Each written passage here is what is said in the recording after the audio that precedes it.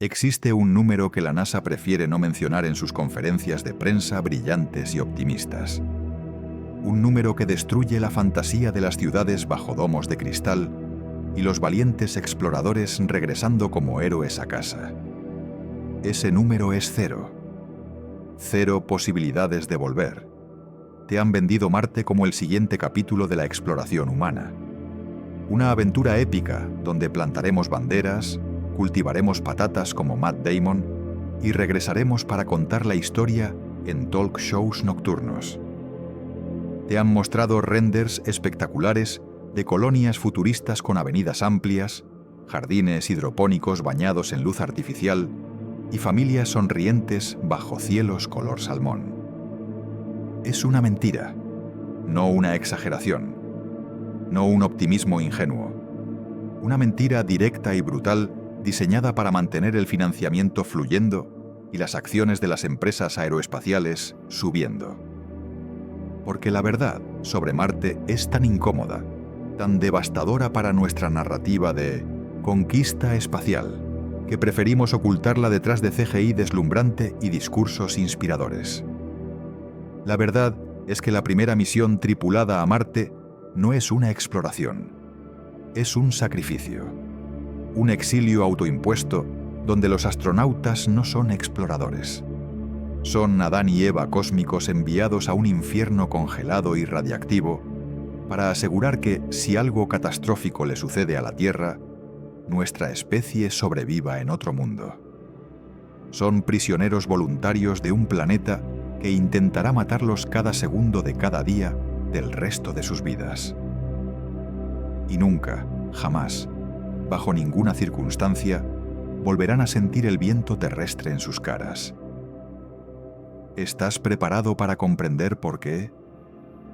¿Por qué la colonización de Marte es, en esencia, un funeral anticipado para los más valientes de nuestra especie?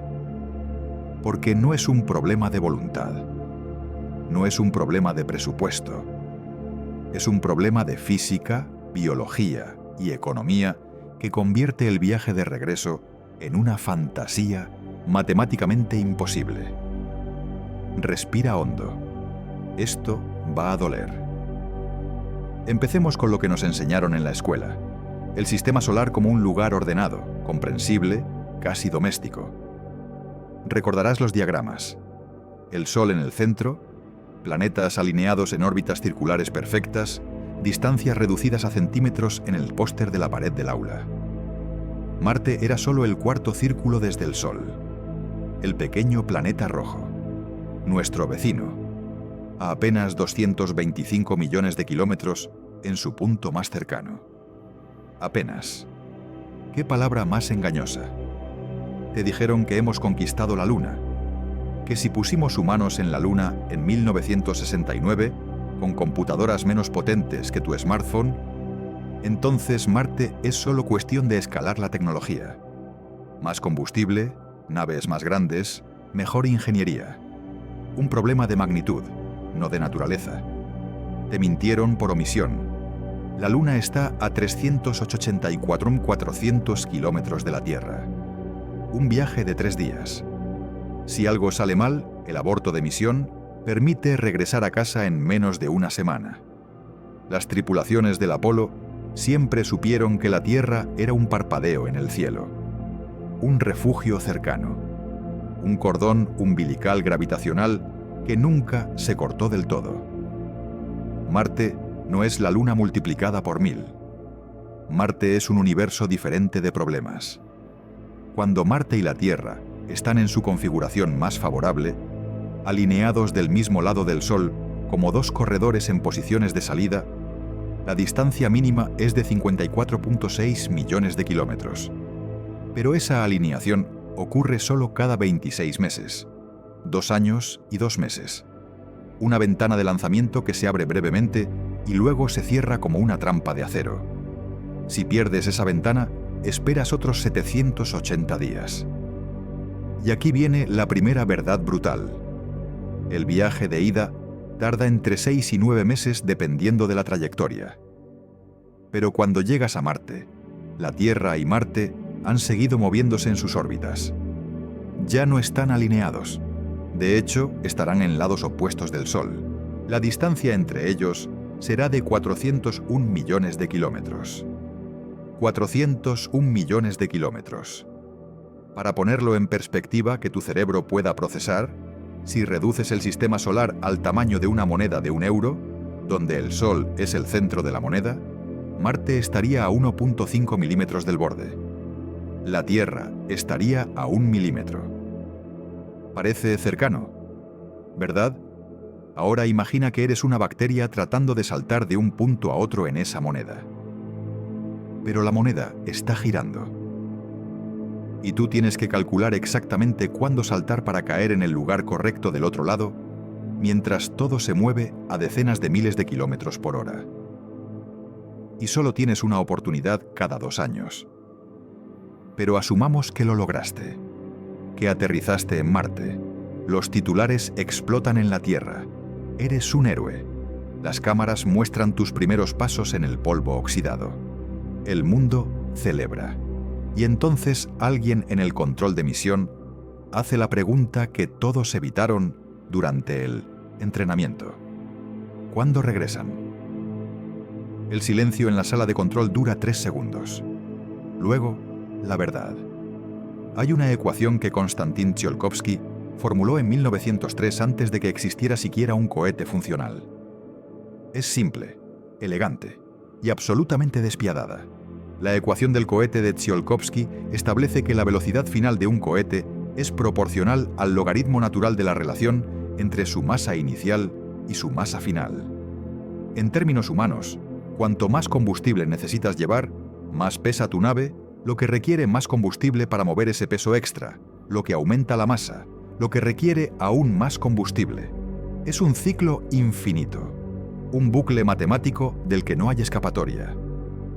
Ahora apliquemos esto a Marte. Para llevar una nave tripulada a Marte, necesitas aproximadamente 900 toneladas métricas de combustible para el viaje de ida.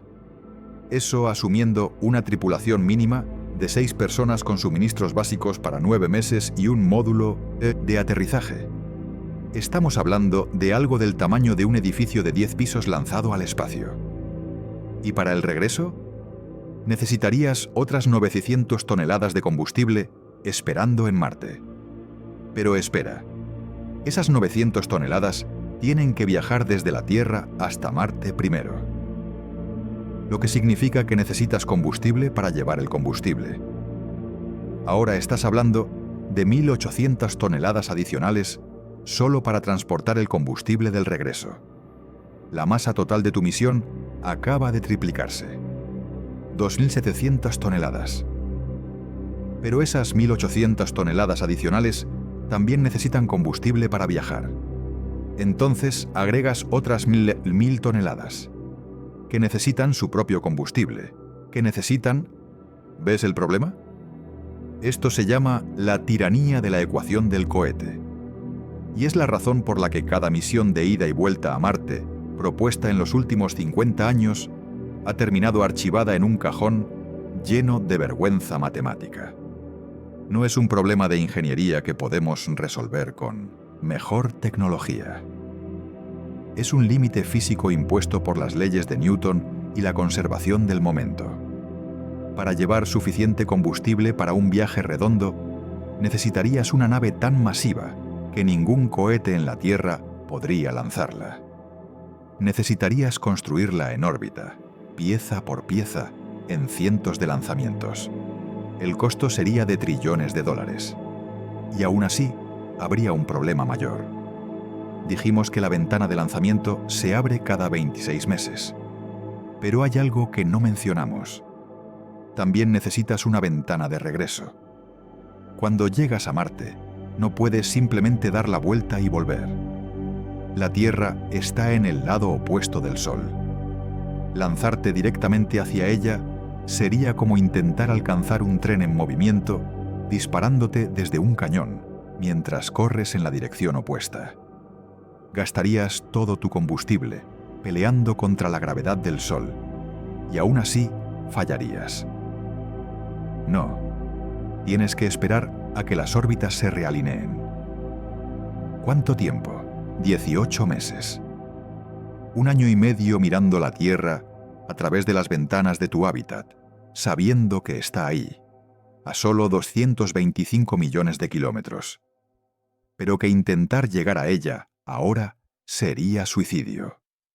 Es como estar en una isla desierta viendo tu hogar en el horizonte, pero sin bote para cruzar el océano. Y durante esos 18 meses, todo tiene que funcionar. Tus paneles solares deben resistir las tormentas de polvo que pueden durar semanas, reduciendo la generación de energía al 10% de su capacidad normal. Tus sistemas de reciclaje de agua deben operar sin fallas, porque en Marte no hay ríos, no hay pozos, no hay lluvia que recoja. El agua que trajiste de la Tierra y el hielo que extraes del subsuelo marciano es todo lo que tienes.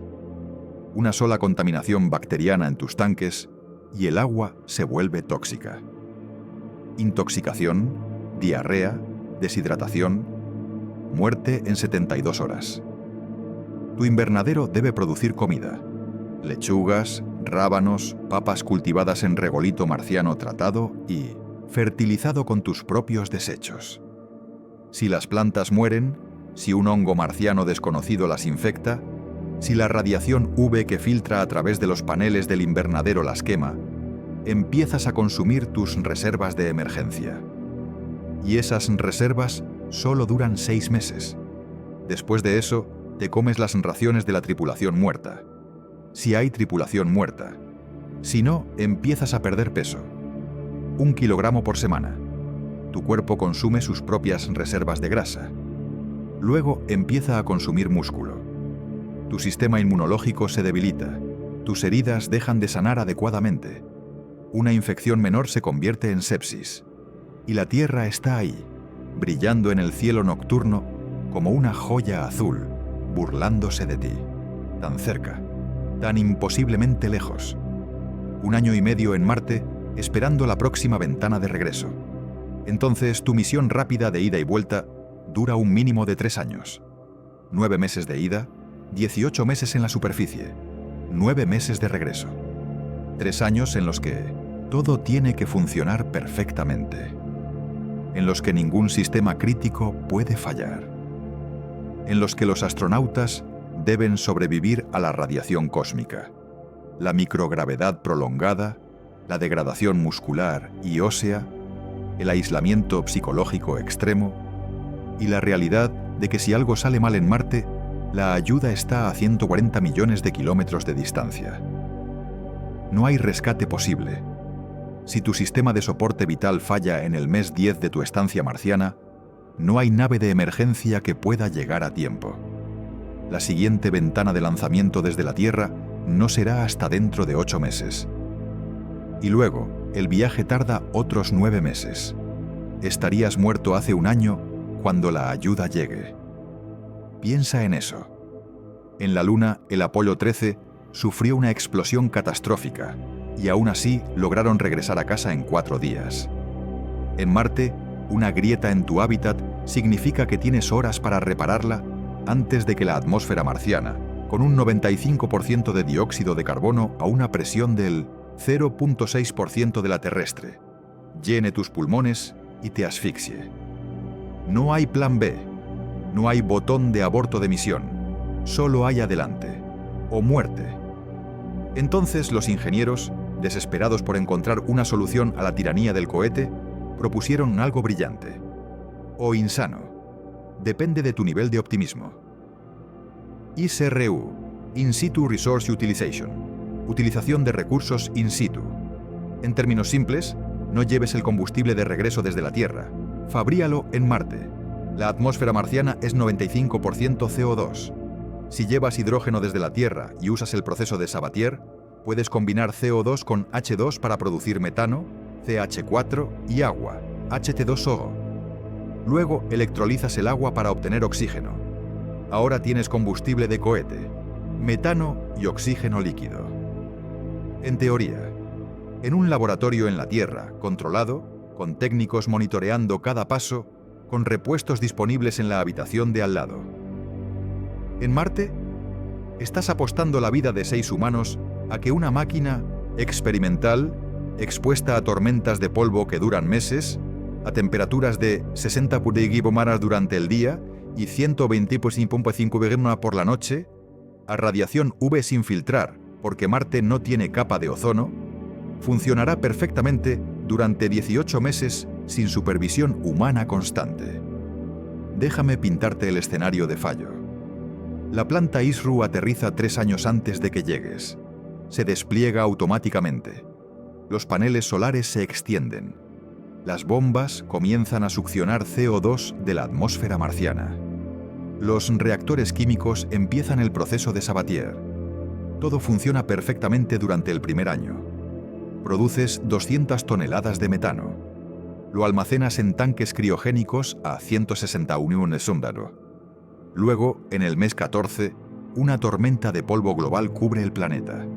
Dura 90 días. Tus paneles solares están cubiertos. La producción de energía cae al 5%. Los sistemas de enfriamiento criogénico empiezan a fallar. La temperatura en los tanques de metano sube, el metano hierve, la presión aumenta, las válvulas de alivio se abren automáticamente para prevenir una explosión. Y tu combustible se ventila al espacio. Cuando la tormenta termina, has perdido 150 toneladas de metano que tomó un año producir. Y tú llegas en 6 meses. Aterrizas, sales del módulo, verificas los tanques, medio vacíos.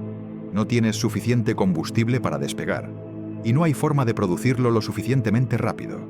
La planta ISRU puede generar combustible, pero produce solo 50 toneladas al año a máxima capacidad. Necesitas 900 toneladas. Esos son 18 años adicionales en Marte. 18 años esperando combustible suficiente para un viaje de regreso que probablemente nunca harás, porque para entonces tus huesos serán tan frágiles que la aceleración del despegue los hará polvo. Pero asume que todo salió perfecto. La planta ISRU funcionó. El combustible está listo. 500 toneladas de metano y 600 toneladas de oxígeno líquido esperando en tanques criogénicos. Ahora, tienes otro problema. ¿Quién verifica que el combustible es puro? Que no hay contaminantes. En la Tierra, cada lote de combustible de cohete pasa por docenas de pruebas de control de calidad, espectrometría de masas, análisis químico, verificaciones de densidad. En Marte tienes un kit de pruebas portátil y tus dedos cruzados. Si hay impurezas en el combustible, si el ratio oxígeno-metano no es exacto, si hay partículas de polvo marciano en las líneas de combustible, tu motor no enciende correctamente durante el despegue.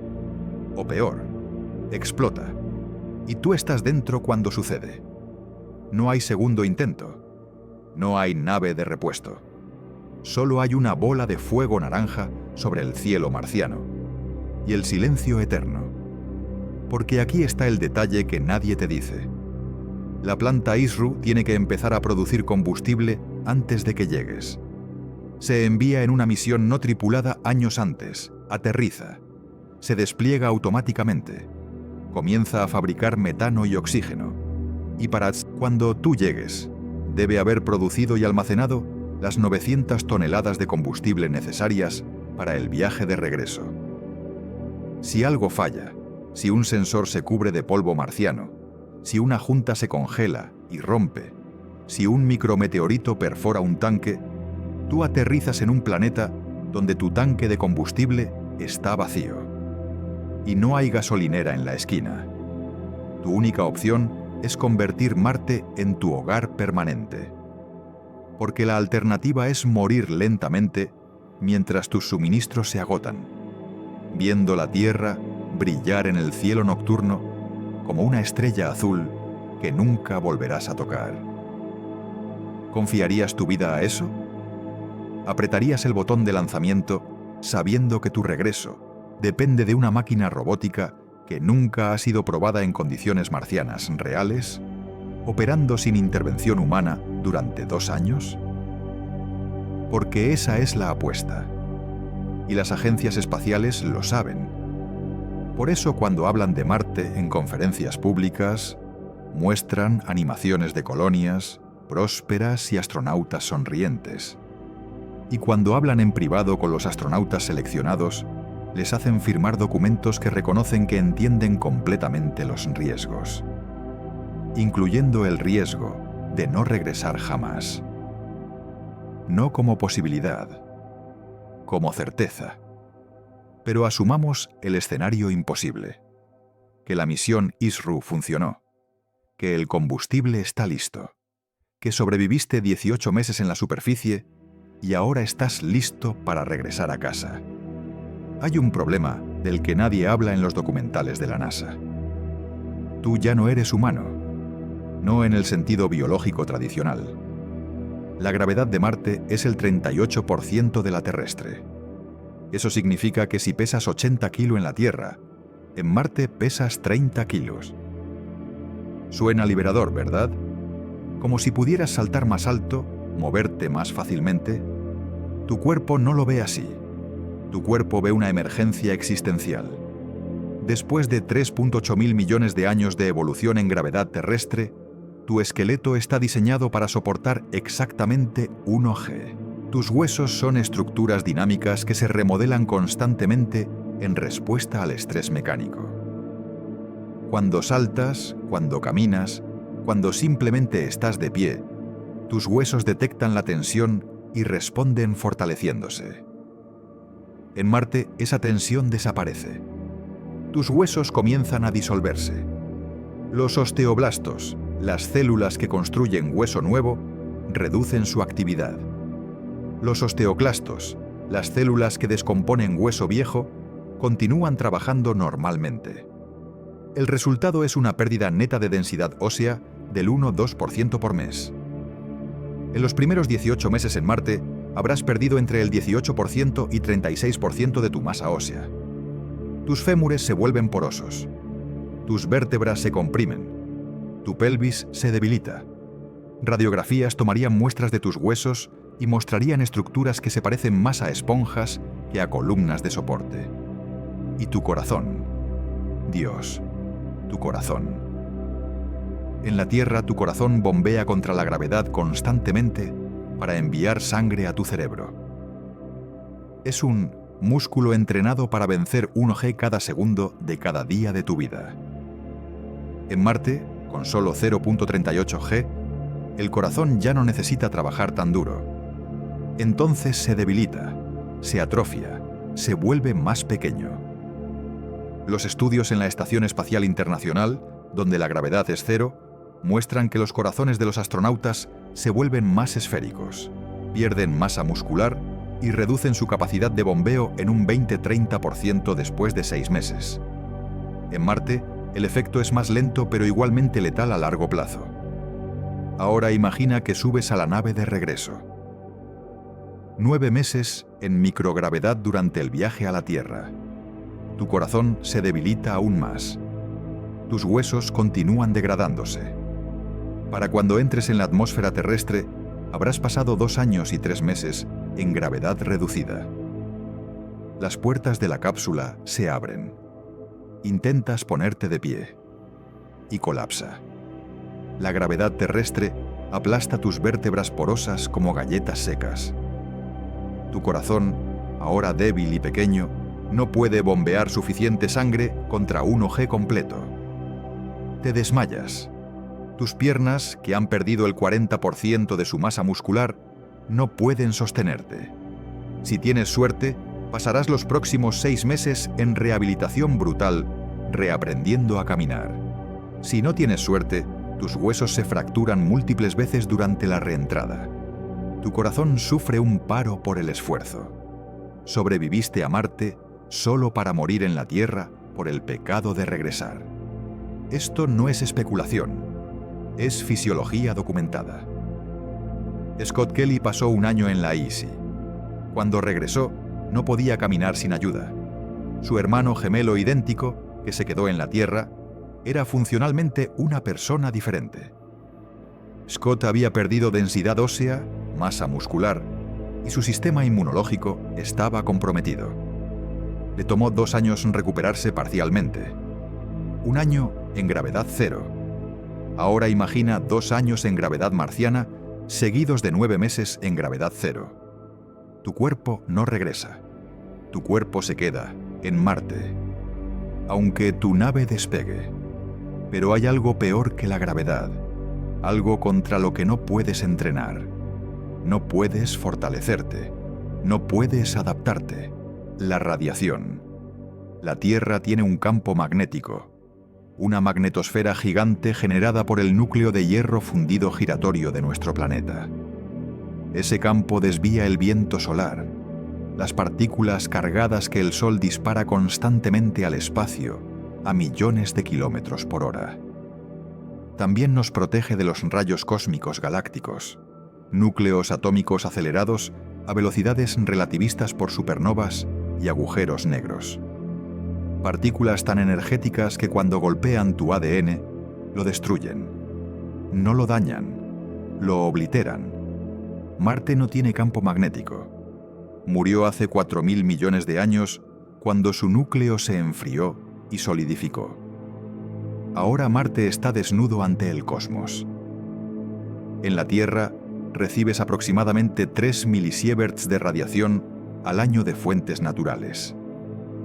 En la Estación Espacial Internacional, protegida parcialmente por la magnetosfera terrestre, los astronautas reciben 144 milisieverts al año. En la superficie de Marte recibes 250 milisieverts al año, 80 veces más que en la Tierra. Eso es el equivalente a hacerte una tomografía computarizada cada 3 días.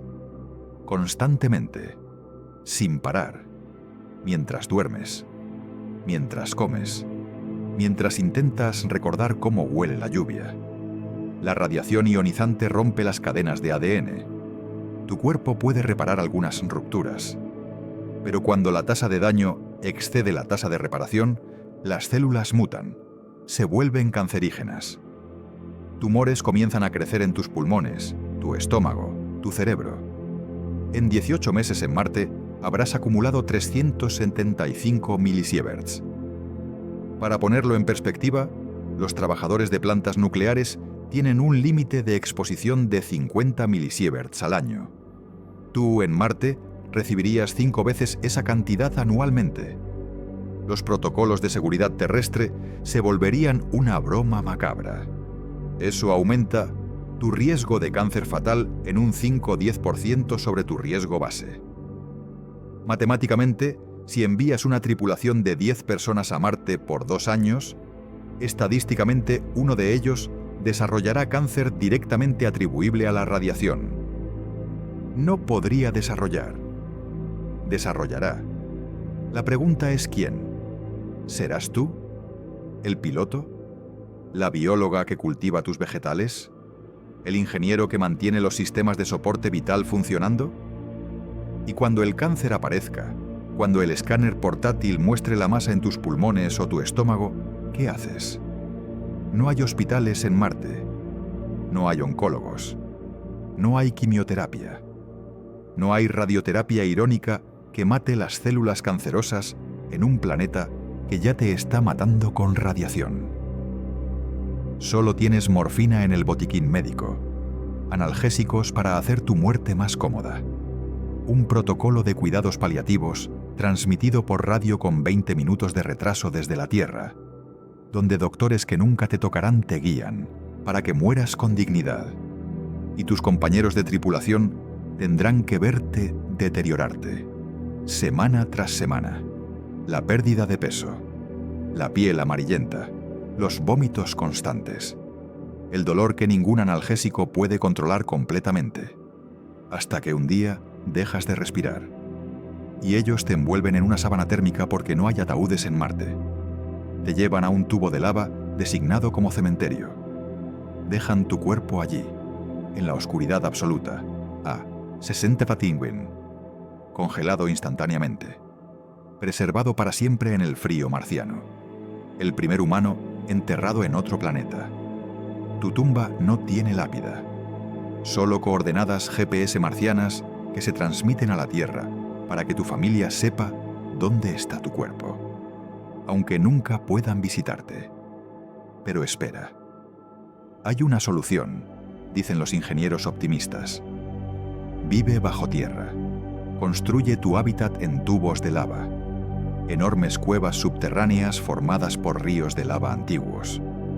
Cúbrete con 3 metros de regolito marciano para absorber la radiación. Convierte tu hogar en un búnker. Olvídate de las ventanas, olvídate de la luz solar, olvídate de ver el cielo color salmón de Marte, que fue lo único hermoso de este infierno congelado. Vivirás como un topo, en la oscuridad, bajo toneladas de polvo oxidado, en túneles estrechos iluminados por LEDs que simulan el espectro solar terrestre, pero nunca se sienten como el sol real. ¿Recuerdas las imágenes de colonias con domos transparentes y avenidas amplias? Mentiras, fantasías suicidas. Una ciudad bajo un domo de cristal en Marte sería un experimento masivo de cáncer colectivo. La realidad es claustrofobia eterna. Habitaciones pequeñas y oscuras, corredores estrechos, túneles sin fin, donde el único cielo que verás es el techo de roca a 1 metro sobre tu cabeza. Y si alguna vez decides salir a la superficie para sentir aunque sea la ilusión de espacio abierto, debes ponerte un traje presurizado de 50 kilum, conectar tus sistemas de soporte vital, verificar 2 veces todas las juntas porque una fuga de aire significa muerte en 30 segundos, y caminar sabiendo que cada minuto en la superficie es radiación adicional acumulándose en tus cromosomas. Esta es tu vida en Marte. No es exploración, es supervivencia, no es vivir, es no morir. Todavía. Pero asumamos que aceptas todo esto. La radiación, los huesos quebrándose, el corazón débil, la vida subterránea. Hay algo más que debes sacrificar. Algo que no aparece en ninguna ecuación. Los sentidos terrestres. Piensa en esto por un momento. Realmente piénsalo. Nunca volverás a oler la lluvia. Esa fragancia única de petricor cuando las primeras gotas golpean el asfalto caliente después de una sequía. Ese olor que despierta algo primitivo en tu cerebro de primate. Algo que dice agua, vida, seguridad. Marte no tiene lluvia. No tiene agua líquida en la superficie. No tiene ese momento de alivio cuando las nubes finalmente se abren y el mundo se lava limpio. Nunca sentirás el viento en tu cara. En la Tierra, el viento toca tu piel. Te despeja la mente. Te recuerda que estás vivo en un planeta dinámico. En Marte, la atmósfera es tan delgada que aunque haya vientos de 100 km/h, apenas los sentirías. Y de todos modos, siempre estarás dentro de un traje o dentro de un hábitat. El viento marciano solo será un peligro que erosiona tus paneles solares. Nunca una caricia. Nunca verás un atardecer real. Los atardeceres marcianos son azules, extraños, hermosos a su manera alienígena, pero no son el oro líquido derramándose sobre el horizonte terrestre. No son el rojo profundo que se mezcla con naranjas y púrpuras. No son el último acto del día que has visto desde que abriste los ojos como bebé. Nunca nadarás en un océano.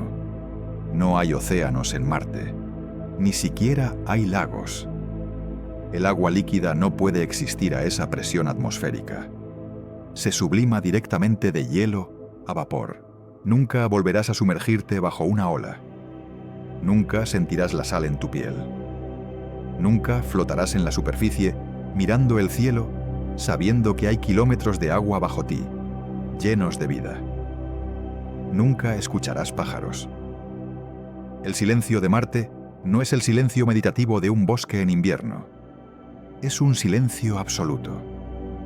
No hay animales, no hay insectos, no hay susurro de hojas porque no hay árboles. Solo el ocasional sonido metálico de tu equipo de soporte vital y el silbido del aire reciclado en tu hábitat. Esto es lo que significa ir a Marte. No es dejar un lugar, es dejar la experiencia sensorial completa de ser humano en la Tierra.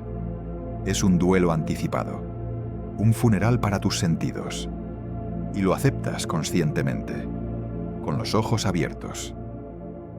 firmando el formulario que dice: «Entiendo que renuncio voluntariamente a todo lo que hace que la vida terrestre sea hermosa y me comprometo a existir en un desierto congelado y radiactivo hasta que mi cuerpo finalmente falle». ¿Por qué alguien haría eso? Y luego está el aislamiento psicológico. La Tierra está, en promedio, a 225 millones de kilómetros de Marte. La luz viaja a 300.000 kilómetros por segundo. Eso significa que una señal de radio tarda entre 4 y 24 minutos en viajar de Marte a la Tierra, dependiendo de las posiciones orbitales. Imagina esta escena específica. Es el cumpleaños de tu hijo en la Tierra.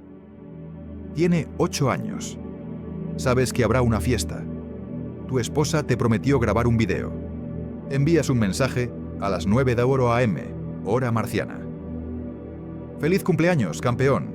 Papá te ama. ¿Cómo va la fiesta?» La señal viaja por el espacio. 12 minutos. Llega a la Tierra. Pero es medianoche allí. Tu familia está dormida. El mensaje se almacena en un servidor esperando que alguien lo lea. A las 8:00 AM hora terrestre, tu hijo despierta. Ve el mensaje. Sonríe. Dice: «Gracias, papá. Te extraño». Su voz se convierte en señal de radio. Viaja 225 millones de kilómetros. 12 minutos más. Llegas a tu hábitat después de reparar un panel solar. Son las 9:30 PM hora marciana. Has estado trabajando 12 horas. Estás exhausto. Verificas los mensajes y ahí está.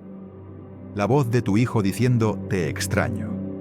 Pero ya es medianoche en la Tierra nuevamente. Ya está dormido. El cumpleaños terminó hace 6 horas. Los amigos se fueron a casa. El pastel se terminó. Los regalos se abrieron. Y tú te lo perdiste todo. No solo físicamente. Temporalmente. Tu existencia y la suya están desincronizadas en una escala que ninguna tecnología puede arreglar. No es un problema de ancho de banda. Es un problema de la velocidad de la luz siendo patéticamente lenta. Ahora multiplica esto por 3 años. 1000 días de conversaciones asincrónicas. 1000 días de momentos importantes que te llegan como noticias viejas. Tu hija aprende a andar en bicicleta. Te enteras 12 minutos después. Cuando respondes «Felicidades», ella ya se cayó, se raspó la rodilla, lloró y fue consolada por tu esposa. Tu mensaje de felicitación llega tarde, fuera de contexto. Tu padre es diagnosticado con cáncer. El mensaje llega: «Papá tiene cáncer de páncreas, etapa 4». Respondes: «¿Qué dicen los doctores? ¿Cuánto tiempo?» Esperas 24 minutos. La respuesta: 2 meses, tal vez 3.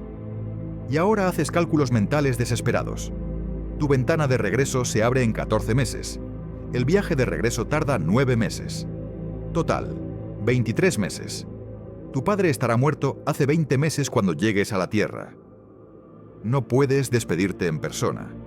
Solo puedes enviar mensajes. Y cada mensaje tarda 24 minutos en llegar. Entonces tienes conversaciones con tu padre moribundo que se sienten como cartas del siglo XVIII. Lentas, pesadas, cargadas de cosas que quieres decir pero que pierden urgencia en el retraso. «Te amo, papá». 24 minutos. «Yo también te amo, hijo. Estoy orgulloso de ti». 24 minutos. «Perdón por no estar ahí». 24 minutos. «No tienes que disculparte. Estás salvando a la humanidad». 24 minutos. Y entonces, un día, los mensajes dejan de llegar. Esperas. Sigues esperando. Finalmente, tu esposa envía el mensaje que temías. «Papá murió esta mañana. Fue pacífico. Sus últimas palabras fueron para ti. Dile que lo logre por los dos». Recibes el mensaje 12 minutos después de que tu padre fue declarado muerto. En ese momento, estabas verificando los niveles de nitrógeno en el tanque 5, haciendo trabajo rutinario. Mientras tu padre exhalaba su último aliento en un planeta a 225 millones de kilómetros. Y no puedes gritar. No puedes desmoronarte. porque estás en un hábitat presurizado con 5 compañeros de tripulación. Y si pierdes el control, si tu salud mental colapsa, pones en riesgo a todos. Entonces, respiras hondo. Escribes: gracias por estar con él. Dile a mamá que la amo. Presionas enviar y vuelves a verificar el tanque de nitrógeno, porque la vida en Marte no se detiene por duelo. Las máquinas siguen operando. Los sistemas siguen necesitando mantenimiento y tú sigues viviendo, aunque una parte de ti acaba de morir a 225 millones de kilómetros. Esto es Marte, un exilio no solo espacial, sino temporal, donde tu vida y la vida de la Tierra se desincronizan, donde los momentos importantes de la humanidad te llegan como noticias antiguas, donde eres simultáneamente parte de la especie y absolutamente separado de ella. Y aquí llegamos a la filosofía brutal que sostiene toda la empresa marciana. En 1519, Hernán Cortés llegó a México con 600 hombres. La leyenda dice que quemó sus naves para eliminar la posibilidad de retirada. Sus hombres tendrían que conquistar o morir. No había tercera opción. Era una mentira. No quemó las naves, las hundió. Pero la filosofía es real, y es la única manera de que Marte funcione. Si los primeros colonos tienen una ruta de escape, la usarán. Cuando el primer invernadero falle, cuando el primer colono muera de cáncer, cuando la primera tormenta de polvo dure 6 meses y cubra los paneles solares, casi matándolos a todos por falta de energía, querrán regresar. Es humano, es comprensible, y destruiría la colonia, porque la colonización exitosa requiere compromiso absoluto. Requiere que cuando enfrentes un problema no pienses ¿cómo salgo de aquí?, sino ¿cómo soluciono esto? Requiere que te conviertas en marciano, no como metáfora, como identidad. Tu hogar ya no es la Tierra. Tu hogar es esta roca roja congelada. Tu gente ya no son los 8.000 millones en el planeta azul. Tu gente son los 5 compañeros de tripulación en el hábitat contigo. Y tus hijos. Ah, sí, tus hijos. Porque si esto va a funcionar, tienes que reproducirte. Tienes que crear la primera generación de humanos que nunca conocerán la Tierra excepto como un punto de luz en el cielo nocturno. Niños que crecerán en 0.38 G, cuyos huesos se desarrollarán en gravedad marciana, cuyo sistema vestibular se calibrará para Marte, no para la Tierra. Quienes, si alguna vez viajaran a la Tierra, serían aplastados por la gravedad de su planeta ancestral. Serán marcianos, no terrícolas que viven en Marte. Marcianos.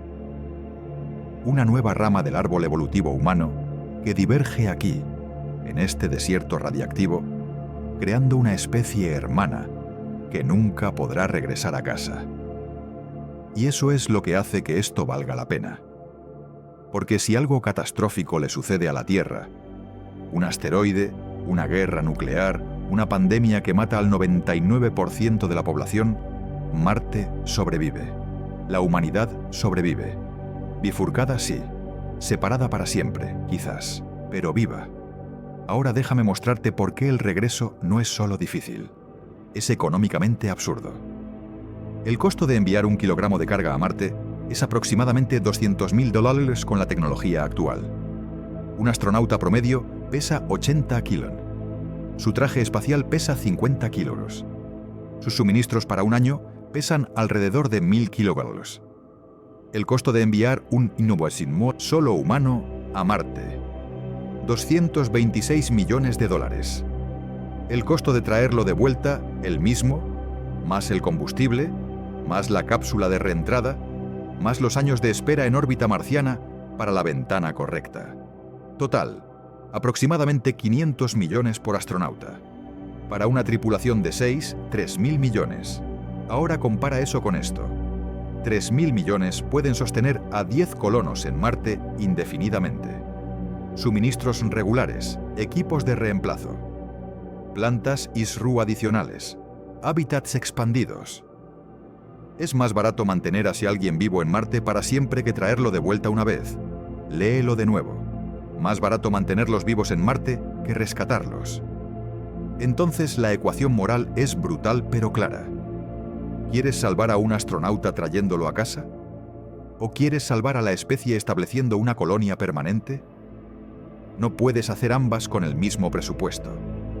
Y ahí está la verdad final. La colonización de Marte no es sobre los individuos, nunca lo fue. Es sobre la especie.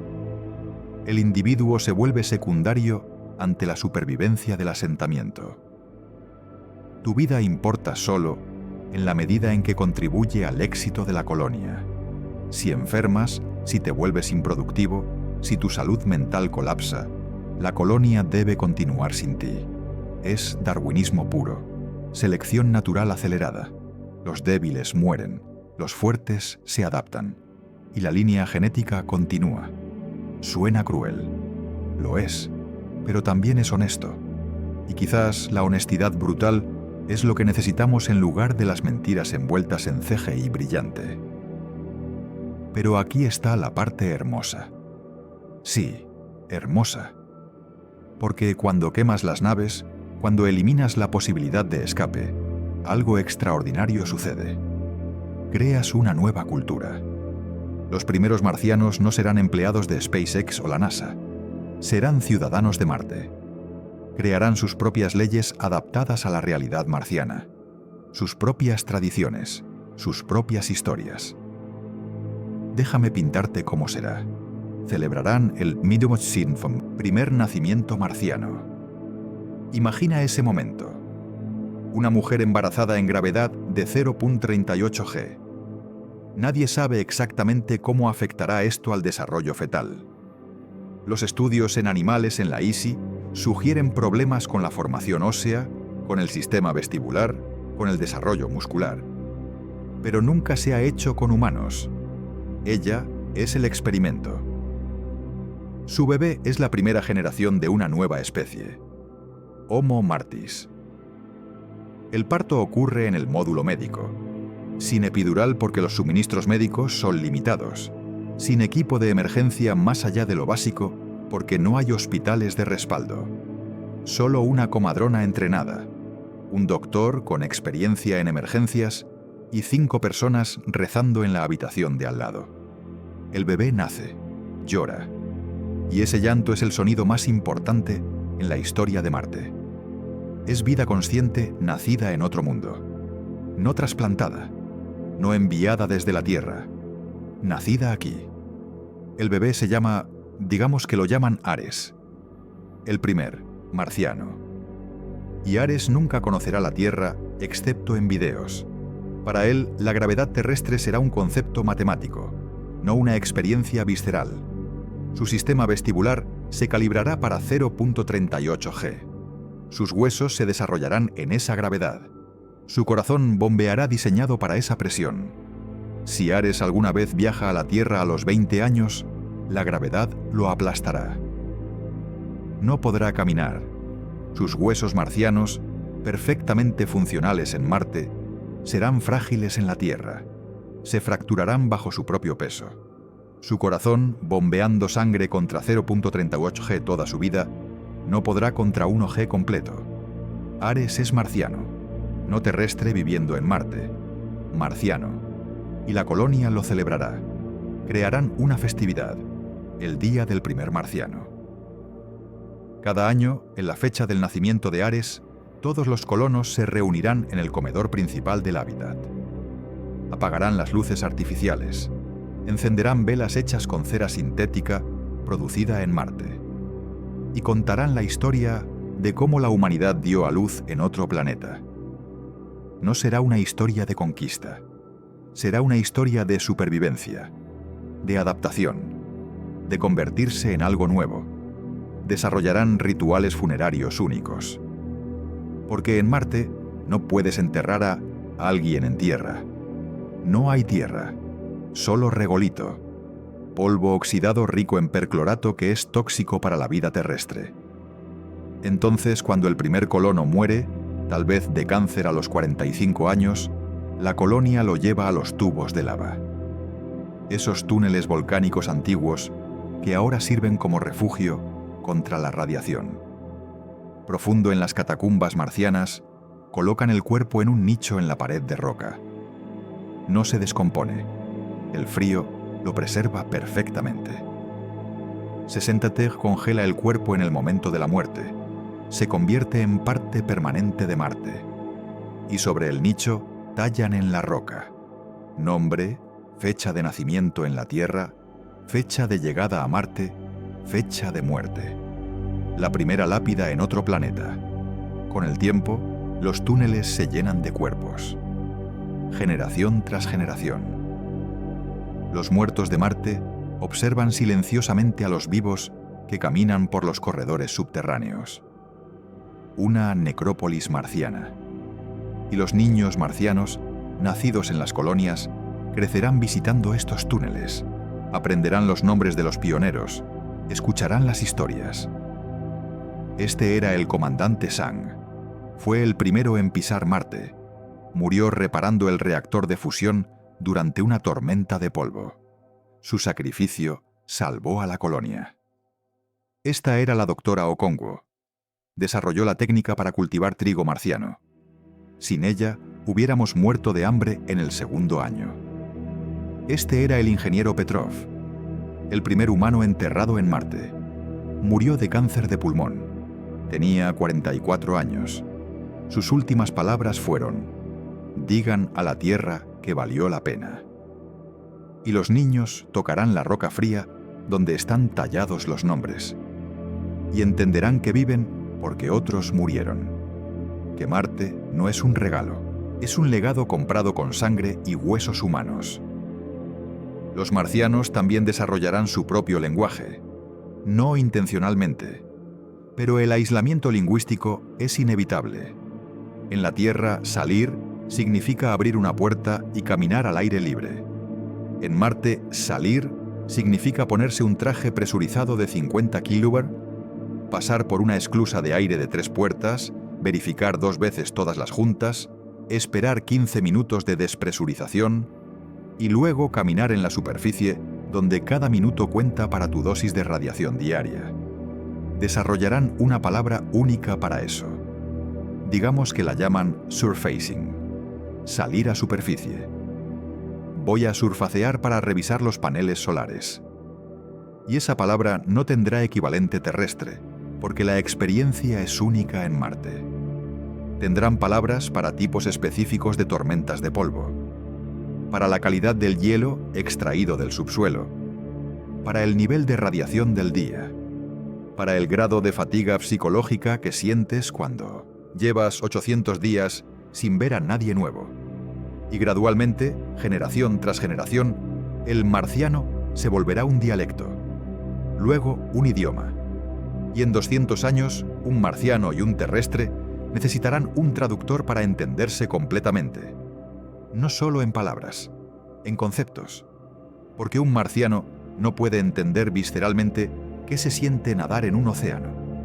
Puede leer descripciones, ver videos, pero nunca sentirá la sal en su piel, el empuje de las olas, la vastedad del agua hasta el horizonte. Y un terrestre no puede entender qué se siente mirar el cielo marciano sabiendo que nunca volverás a ver el cielo azul. Puede simpatizar, puede imaginar, pero no puede conocer ese peso existencial. 2 ramas de la humanidad, divergiendo lentamente, como neandertales y sapiens hace 300.000 años. Excepto que esta vez es intencional. Esta vez sabemos que estamos creando una nueva especie, y la estamos creando porque nuestra supervivencia como género depende de no poner todos los huevos en una sola canasta planetaria. Y así llegamos al final, a la pregunta que sostiene toda esta empresa imposible. ¿Por qué? ¿Por qué sacrificar a los mejores de nuestra especie enviándolos a morir en un planeta congelado? ¿Por qué gastar trillones en una colonia que tal vez falle en la primera generación? ¿Por qué hacer esto? porque es la prueba de madurez de la humanidad. Déjame explicarte lo que eso significa. Durante 200.000 años, los Homo sapiens hemos existido exclusivamente en la Tierra. Somos una especie de un solo planeta, completamente dependiente de este orbe de roca con atmósfera respirable y campo magnético protector. Todas las especies en la Tierra están limitadas a la Tierra. Los dinosaurios dominaron este planeta durante 165 millones de años. Gigantes que caminaron en ecosistemas prósperos, que evolucionaron en miles de formas especializadas, que parecían invencibles. Y cuando un asteroide de 10 kilómetros de diámetro golpeó lo que ahora es la península de Yucatán hace 66 millones de años, se extinguieron en cuestión de años. No tenían respaldo, no tenían plan B, no tenían la capacidad de mirar al cielo, ver la roca que venía y hacer algo al respecto. Nosotros sí. Somos la primera especie en la historia de la vida en este planeta que puede elegir conscientemente no extinguirse, que puede decidir, con plena conciencia de lo que implica, bifurcarse y establecerse en otro mundo. No es solo tecnología, es voluntad existencial. Es la declaración de que nosotros, este experimento de primates bípedos que desarrolló conciencia y herramientas, merecemos sobrevivir más allá de la inevitable muerte de nuestro planeta natal. Porque la Tierra no es eterna. Tiene fecha de expiración. En 1.000 millones de años, el Sol aumentará su luminosidad un 10%. Los océanos hervirán. La atmósfera se evaporará al espacio. La Tierra se convertirá en un planeta infernal como Venus. Eso parece lejano. 1.000 millones de años. ¿Qué importa ahora? Pero aquí está la verdad incómoda. No necesitamos 1.000 millones de años para que la Tierra sea inhabitable para nuestra civilización. En 200 años, el cambio climático podría hacer que grandes regiones ecuatoriales sean demasiado calientes para la habitación humana. En 500 años, una pandemia diseñada genéticamente podría matar al 90% de la población. En 1.000 años, un asteroide de clase extinción podría golpearnos. Y si no tenemos colonias extraplanetarias, eso es el fin. Marte es nuestro seguro de vida. No porque Marte sea mejor que la Tierra. Dios, no. Marte es objetivamente horrible comparado con la Tierra. Es frío, radiactivo, sin aire, sin agua líquida, sin vida. Pero Marte es otro lugar. Y otro lugar significa que si la Tierra sufre una catástrofe, la humanidad continúa. Pensemos en esto económicamente por un momento. ¿Cuánto vale la supervivencia de la especie? Si un asteroide golpea la Tierra mañana y mata a 8.000 millones de personas, pero 10.000 marcianos sobreviven, la humanidad sobrevive. Nuestra cultura, nuestra ciencia, nuestra arte, nuestra historia, todo eso continúa. ¿Cuál es el precio de eso? 5 trillones para establecer una colonia autosuficiente en Marte parece caro hasta que lo comparas con el valor de literalmente toda la civilización humana. En términos de PIB global anual, 100 trillones, estamos hablando del 5% del PIB mundial por un año. 5 centavos de cada dólar producido en la Tierra por un año, a cambio de asegurar que la humanidad no se extinga. ¿Es caro? ¿O es la inversión más barata que jamás haremos? Pero hay otra razón más profunda, más filosófica. Hacerlo requiere que dejemos atrás nuestra psicología de niños. Los niños creen que siempre pueden volver a casa, que mamá y papá los rescatarán, que hay una red de seguridad, que si las cosas se ponen difíciles, pueden rendirse y volver al confort familiar. La Tierra ha sido nuestra madre. Nos alimentó, nos protegió, nos dio todo lo que necesitábamos para evolucionar desde pequeños primates en las sabanas africanas hasta una civilización que construye cohetes. Pero llega un momento en la vida de todo ser consciente en que debe dejar el hogar materno y nunca regresar. No porque odie a su madre, sino porque es hora de construir su propio hogar. Marte es ese momento para la humanidad. Es nuestro rito de paso, nuestro salto a la edad adulta cósmica. Y los primeros marcianos son nuestros pioneros, nuestros sacrificios, nuestros héroes, no porque regresen triunfantes con banderas y medallas, sino porque eligen conscientemente no regresar. Porque aceptan, con plena comprensión del peso de esa decisión, que su misión es morir en Marte, habiendo asegurado que la humanidad tiene un segundo hogar.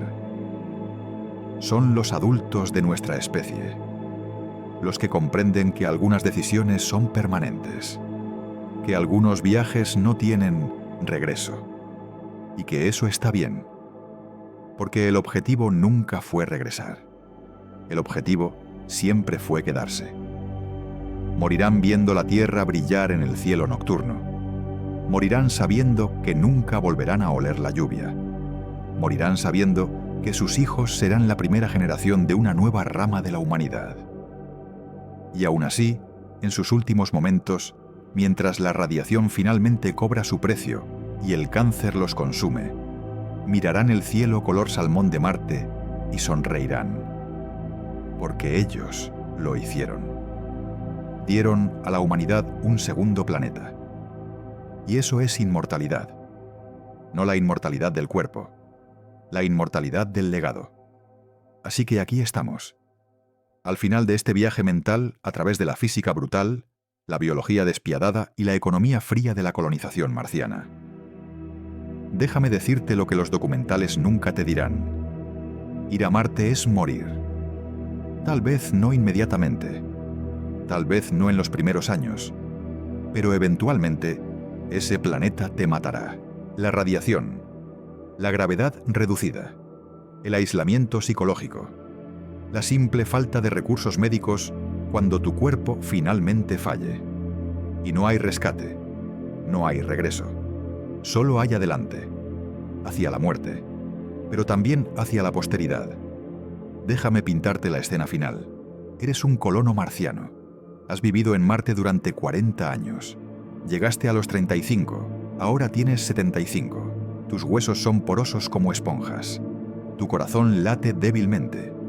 El cáncer que desarrollaste hace 5 años finalmente está ganando. Yaces en tu habitación en el hábitat subterráneo. Las paredes de roca están a 1 metro sobre tu cabeza. Los LEDs simulan luz solar terrestre, pero tus ojos ya no pueden engañarse. Tu esposa, también marciana, también muriendo lentamente de radiación acumulada, sostiene tu mano. Tus hijos, nacidos en Marte, ahora adultos de 30 y 35 años, están contigo. Tus nietos, la tercera generación marciana, te miran con ojos que nunca han visto la Tierra, excepto como un punto azul pálido en el cielo nocturno.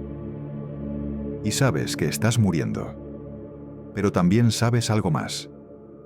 Miras a tus nietos. Esa niña de 8 años con huesos marcianos, con un corazón que bombea perfecto para 0.38 G, con una mente que nunca conoció otra realidad que los túneles de lava y los cielos color salmón.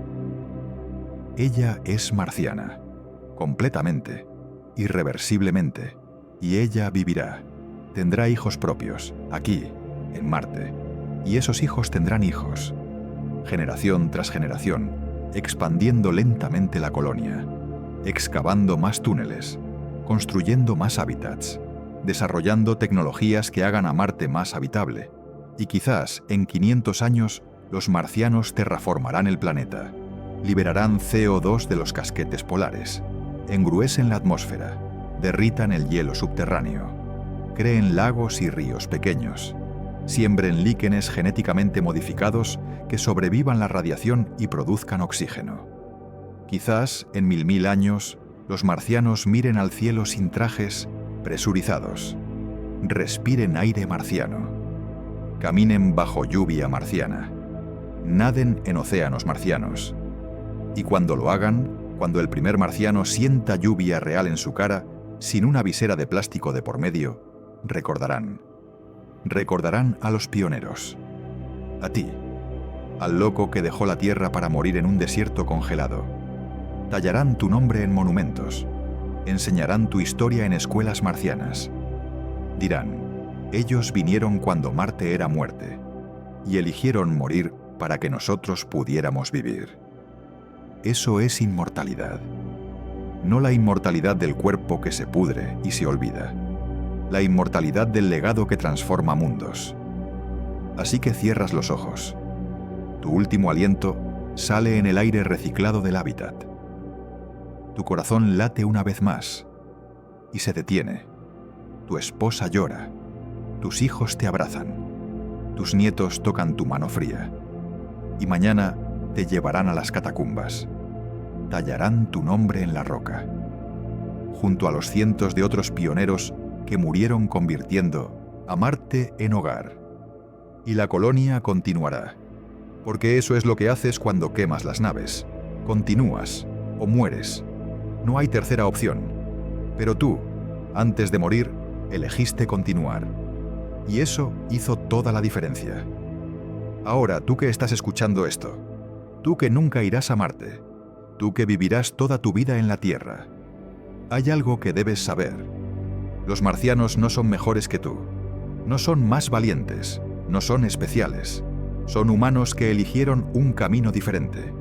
Un camino de sacrificio, de exilio autoimpuesto, de muerte lenta en un planeta alienígena, para que la especie continúe.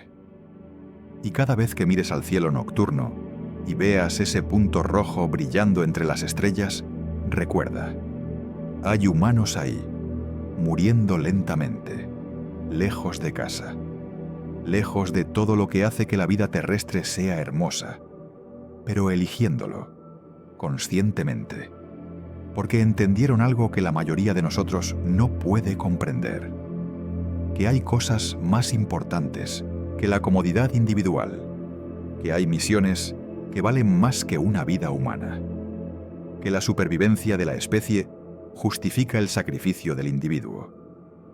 No es una filosofía agradable, es incómoda, brutal, honesta, pero también es necesaria, porque si no enviamos humanos a Marte, si no establecemos colonias en otros mundos, si no nos bifurcamos como especie, entonces cuando el asteroide inevitable finalmente golpee la Tierra, cuando la pandemia inevitable finalmente se escape del laboratorio, cuando el desastre inevitable finalmente ocurra. Eso es el fin. No hay segunda oportunidad. No hay reinicio, solo extinción. Marte es nuestra póliza de seguro contra el apocalipsis, pagada con vidas humanas, con sacrificio voluntario, con muertes lentas en un mundo que no fue diseñado para nosotros. ¿Es un precio justo? No lo sé, pero sé que es el precio que algunos están dispuestos a pagar. Y eso me llena de asombro y de gratitud, porque yo no podría hacerlo. No podría subir a esa nave sabiendo que nunca regresaré. No podría despedirme de la lluvia, del viento, del cielo azul, de todo lo que amo sobre estar vivo en la Tierra. Pero alguien lo hará. Alguien firmará el contrato. Alguien se despedirá de su familia. Alguien subirá a esa nave y viajará 9 meses a través del vacío y aterrizará en un desierto congelado y vivirá en túneles oscuros y morirá de cáncer inducido por radiación, lejos de casa, lejos de todo. Pero no solo, porque habrá otros, decenas, cientos, eventualmente miles, todos eligiendo el mismo sacrificio, todos muriendo lentamente para que la humanidad pueda vivir en 2 mundos. Y eso es heroísmo, no el heroísmo de Hollywood, el heroísmo real, el que no tiene música épica de fondo, el que no termina en desfiles de victoria, el que termina en una tumba congelada en un tubo de lava marciano, con solo un nombre tallado en roca como testamento. Así que descansa, ahora. Cierra los ojos. Porque aunque nunca vayas a Marte, aunque tus pies nunca toquen ese polvo oxidado, ahora entiendes el precio. Y entender el precio es honrar el sacrificio. Es reconocer que mientras tú duermes cómodamente en tu cama en la Tierra, hay humanos que elegirán nunca volver a sentir esa comodidad, que pasarán sus últimos días en habitaciones estrechas iluminadas por LEDs, respirando aire reciclado, comiendo comida sintética, muriendo lejos de casa, para que tú puedas seguir viviendo, para que tus hijos puedan seguir viviendo, para que cuando el desastre inevitable finalmente llegue a la Tierra, la humanidad no se extinga, solo se bifurque y continúe en dos mundos en lugar de uno.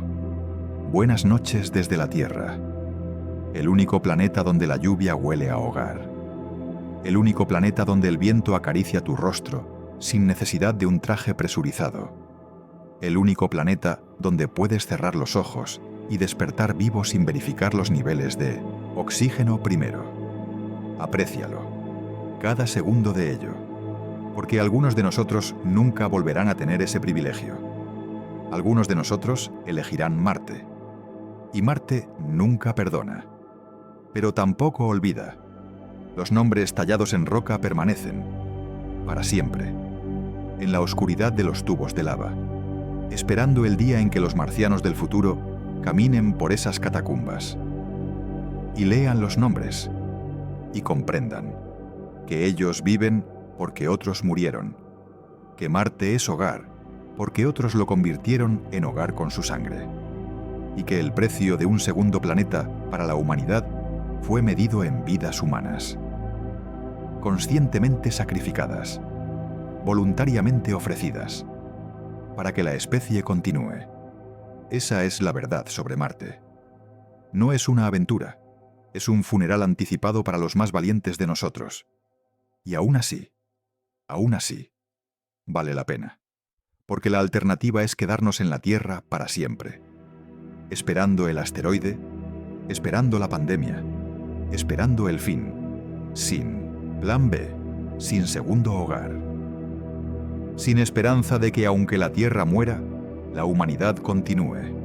Entonces sí, Marte es muerte, pero también es vida, la vida de nuestra especie, extendiéndose más allá de un solo planeta, convirtiéndose en algo más grande, algo que puede sobrevivir catástrofes planetarias, algo que puede mirar al universo y decir: no nos extinguiremos sin luchar, no desapareceremos silenciosamente, nos expandiremos, nos bifurcaremos, nos adaptaremos.